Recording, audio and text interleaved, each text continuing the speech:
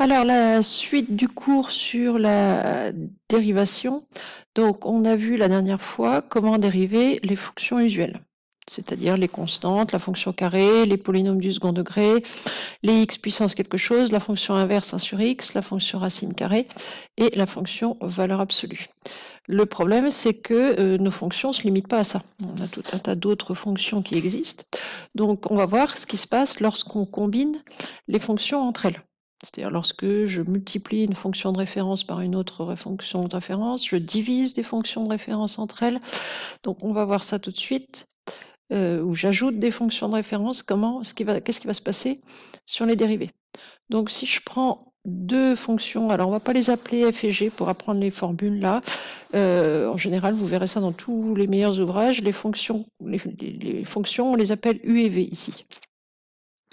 Alors si je dérive une somme u plus v, c'est-à-dire, on va y revenir tout à l'heure, mais je veux dériver par exemple x4 plus x puissance 7. Bon, et ben dans ce cas-là, la dérivée d'une somme entre deux fonctions de référence, donc u plus v', c'est u' plus v'. C'est-à-dire que je dérive la première, je dérive la deuxième, entre les deux j'ai un plus, entre les deux je mets un plus. C'est-à-dire qu'on fait ce qu'on ferait naturellement. Alors, si la deuxième, ce qu'on ferait naturellement, si je multiplie une fonction u par une constante, un nombre, 2 fois u, 3 fois u, et ben, la dérivée de u multiplié par ku', c'est je vais multiplier ma dérivée par cette constante. C'est-à-dire que, par exemple, la dérivée de 3 racines de x, ça va être 3 fois la dérivée de racine de x, c'est-à-dire 3 fois 1 sur 2 racine de x. Donc ça, c'est ce qu'on ferait naturellement. Là où ça se complique, c'est lorsque je multiplie deux fonctions l'une par l'autre. Typiquement, j'ai un exemple ici, x fois racine de x. Donc j'ai la dérivée de x, je la connais. La dérivée de racine de x, je la connais aussi. Mais malheureusement, quand on multiplie deux fonctions, ça se dérive moins bien que quand on ajoute deux fonctions ou quand on multiplie une fonction par quand on multiplie une fonction par un nombre. Là, ça va bien. Lorsque je multiplie une fonction par une autre fonction, la dérivée de u fois v, c'est u'v plus uv'. C'est-à-dire, je dérive la première, je garde la deuxième, plus je garde la première et je dérive la deuxième. Alors, on va voir dans les exemples tout à l'heure ce que ça va donner. L'inverse d'une fonction de référence, la dérivée de 1 sur u, c'est-à-dire dérivée de l'inverse de u, donc l'inverse d'une fonction, c'est 1 sur u. Alors, il faut quand même que u de x fasse pas 0, puisque vous ne pouvez pas avoir un 0 au dénominateur. La dérivée de 1 sur u, c'est moins u' sur u au carré. Et enfin, la dérivée d'un quotient entre deux fonctions. Alors là encore, il faut que ce qu'il y a au dénominateur fasse pas 0. La dérivée de u sur v', c'est u'v moins uv'. Alors ça ressemble à ce qu'on avait pour le quotient, pour le produit, pardon, si ce n'est qu'entre les deux, c'est un moins. Le tout divisé par v au carré. Donc u'v, je dérive le numérateur, je garde le dénominateur, moins, je garde le numérateur, je dérive le dénominateur, uv', le tout sur v au carré. Donc on a trois exemples ici. On va regarder de quelle formule il s'agit et puis voir comment on va dériver ça. Et puis après, vous irez vous entraîner sur des exercices. Donc on va faire ça un peu plus loin. Donc je vais les remettre là. F de x. Oups, ça écrit un peu gros ça pour moi. Et ça écrit un peu noir aussi. Alors f de x égale x racine de x. G de x égale 1 sur x carré moins 4x plus 7. Et enfin, h de x égale 2x plus 7 sur 3x moins 1.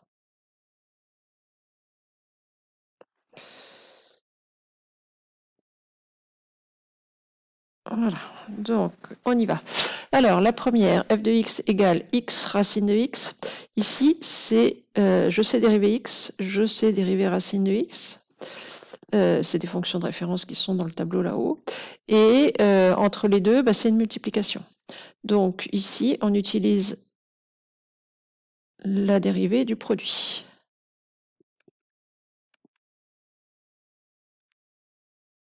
La dérivée du produit.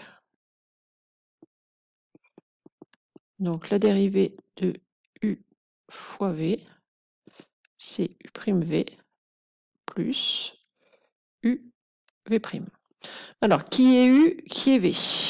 Alors, bah, vous les appelez u et v, u, un des deux, donc on va prendre x, et v, ça va être racine de x. Je vais avoir besoin de u' et de v', donc u', la dérivée de x, c'est 1. V', la dérivée de racine de x, c'est 1 sur 2 racine de x. Et maintenant, j'applique ma formule. Alors, f' de x égale, donc la formule me dit u'v. Donc, 1 fois racine de x plus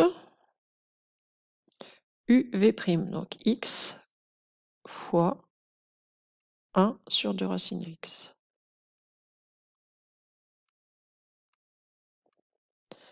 C'est-à-dire racine de x plus x sur 2 racine de x. Alors, bon, si vous vous arrêtez là, c'est pas mal, mais on peut faire mieux. Pourquoi est-ce qu'on peut faire mieux? X, c'est racine de x fois racine de x. C'est-à-dire qu'ici, je peux simplifier par racine de x. Alors, on va la réécrire. Racine de x plus, donc x, c'est racine de x fois racine de x. Le tout sur 2 racines de x. Et je peux simplifier par racine de x. Donc je me retrouve avec racine de x plus racine de x sur 2. Et on va mettre au même dénominateur. Hop, donc on se retrouve avec 2 racines de x sur 2 plus 1 racine de x sur 2, c'est-à-dire 3 racines de x sur 2.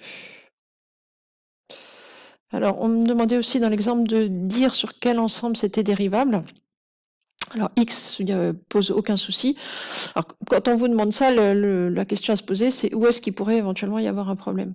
Ici, bon, avec x, il n'y aura pas de problème. Avec racine de x, on a... Donc, si je reprends le tableau avec la fonction racine de x, elle est dérivable uniquement pour les nombres strictement positifs. Donc x racine de x, f est dérivable sur uniquement les nombres strictement positifs à cause du racine de x.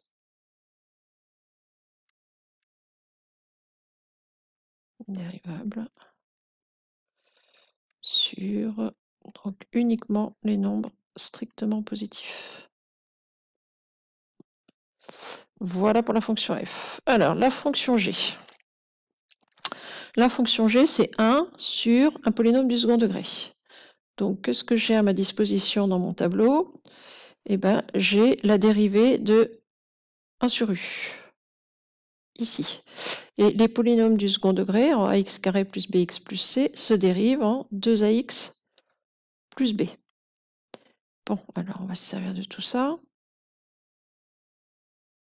Alors, avant de se pencher sur ce que va donner la dérivée, on va vérifier que g est dérivable. Est-ce que j'ai des contraintes?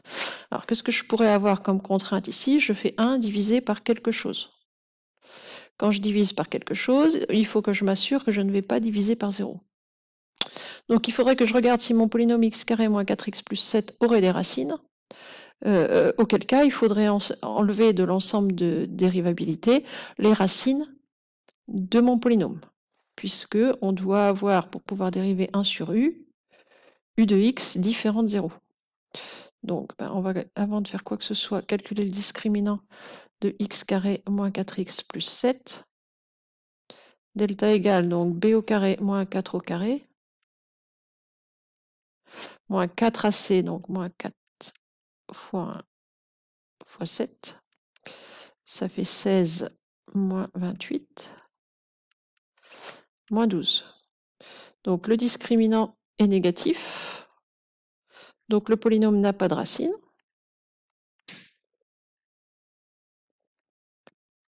Le polynôme n'a pas de racine.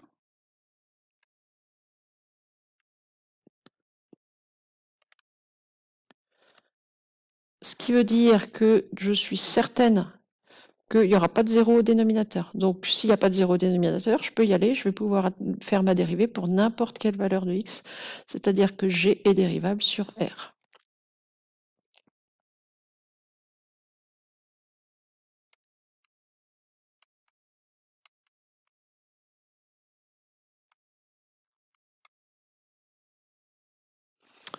Donc je vais réécrire ma fonction. Donc je sais que g de x, c'est 1 sur u avec u égale, alors j'ai déjà plus, x carré moins 4x plus 7.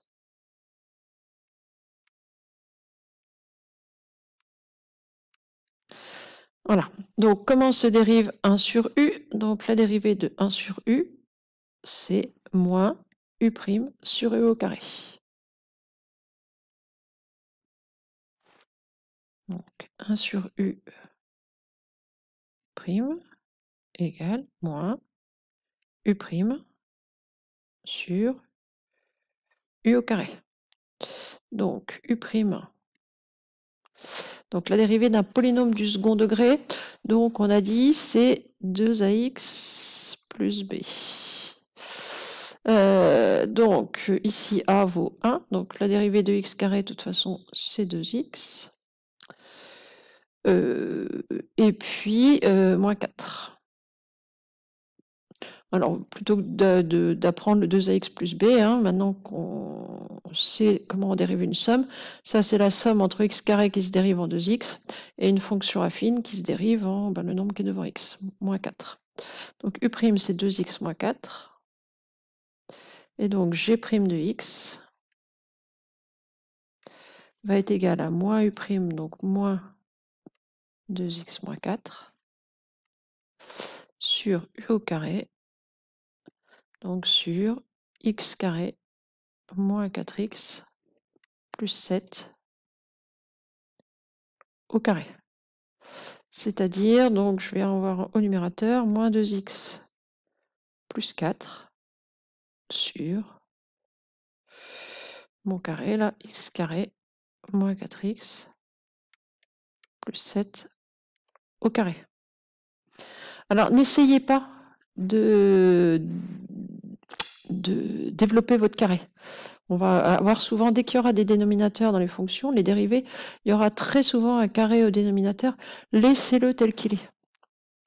Donc, toujours le dénominateur, toujours laisser le dénominateur sous forme d'un carré. Ne pas essayer de le développer. Toujours laisser le dénominateur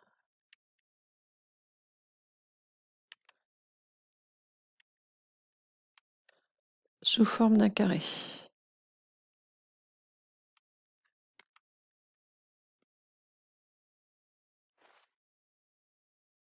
Alors pourquoi? On verra un peu plus tard dans l'année que ce qu'on va faire avec les dérivés, c'est qu'on va avoir besoin d'étudier leurs signes. Donc dès qu'on va avoir des choses comme ça dont il faut étudier le signe, si mon dénominateur est un carré, c'est quand même plus simple parce qu'au niveau de son signe, je le connais, c'est fini, ce sera un carré, il sera positif et j'aurai plus à m'en préoccuper. Alors que si vous le développez, vous allez avoir une formule en plus ici compliquée, donc vous n'allez pas savoir vous dépatouiller. Donc de manière systématique, quand vous avez des dénominateurs avec des dérivés, vous laissez le carré. Je vais faire le troisième exemple sur une autre vidéo parce que là, je n'ai plus que 6 secondes. À tout à l'heure.